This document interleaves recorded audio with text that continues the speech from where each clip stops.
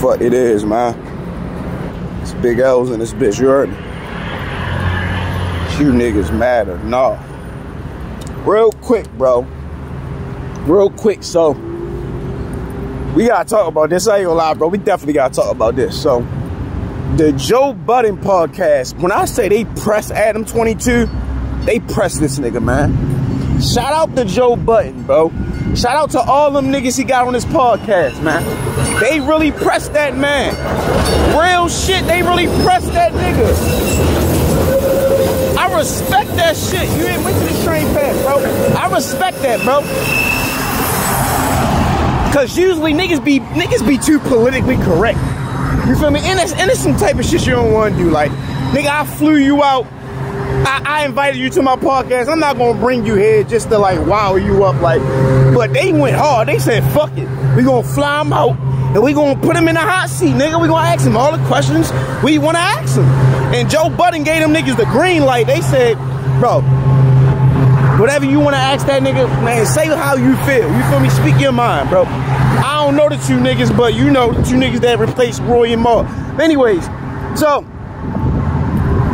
they're having a debate about, I would say, let's say, what's the word, bro? What's the fucking word? Being a vulture, a culture vulture, and they trying to get him to take accountability for his actions and the part he played in, you know, hip hop. Now, let me establish this. Let me say this, bro. You feel me? I gotta say this, because I'm gonna keep it a bean all around the board. Both parties benefit from these interviews. When you get a person like Vlad or ADAM22 to interview you and shit, both parties benefit.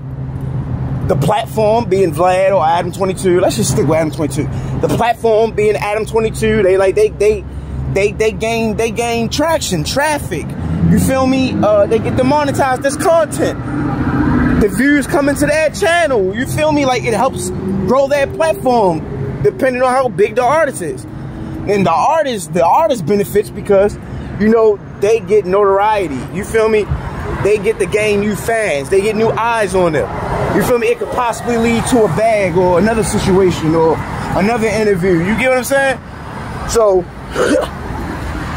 let's just keep it a bean. Both parties benefit from this. It's kind of like an even exchange. Now, with that being said, this is how they were saying. They were saying, like, bro, you need to take accountability for your actions, bro. You get these young niggas on your podcast and you get them to say the craziest shit, bro. They talking about who they beefing with. They talking about who they killed, who they shot.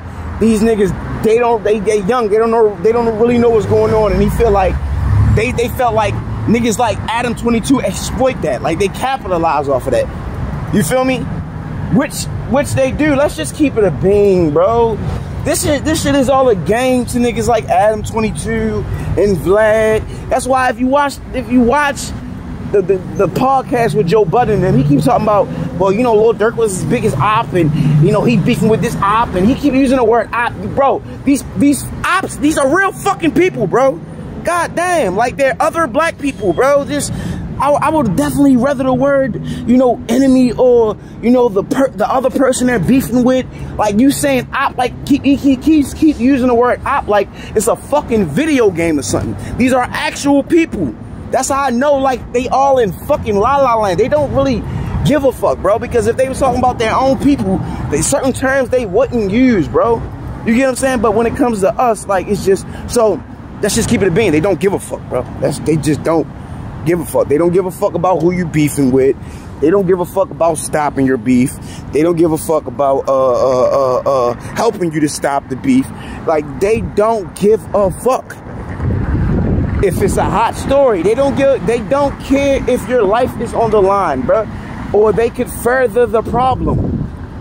If it's a hot story and you dumb enough to speak on it or use that situation to create an opportunity for yourself, they will give you the platform. Why? Because it's your life, not theirs. They don't give a fuck. So, yes, they had legitimate arguments for ADAM22. They made some good points. Even ADAM22 made some good points. So keep it a bean with you, he made some good points. He wasn't just sitting there just just letting them niggas just charging with anything. Like, he made some good points himself. He's like, these are grown men. Like, one of these, like, this nigga did 7 years in jail. You telling me he don't know what the fuck he doing? He don't know what he's saying. He does know what he's saying. You feel me? And Adam is right. A lot of them niggas, not all of them, but a lot of them niggas won't talk about their beefs and shit on the internet and shit. They ain't, like, you feel me? So I think they was being a little bit too, I'm talking about the Joe Budden podcast. I think they was just being a little bit too, what's the word I'm looking for, bro? A little bit too much in general. But I feel like they needed to be more specific about specific artists, because that doesn't apply to everybody. It's not everybody that's young and dumb. Even though there's a lot, most of you niggas is young and dumb.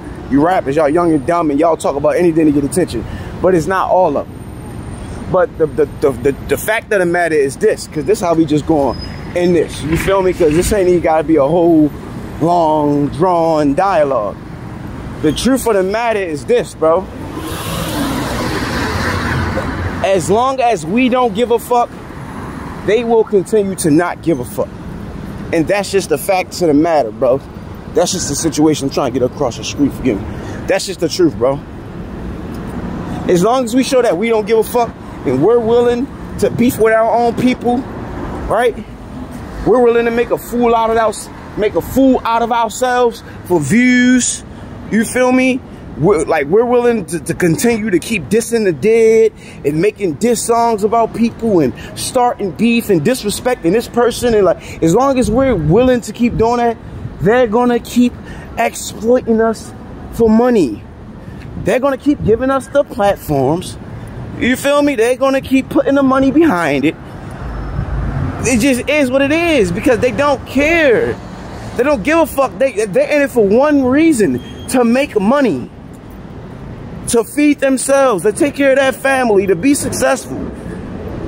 This is journalism to them. I call it exploitation, because that's what it is, and that's what it will always be.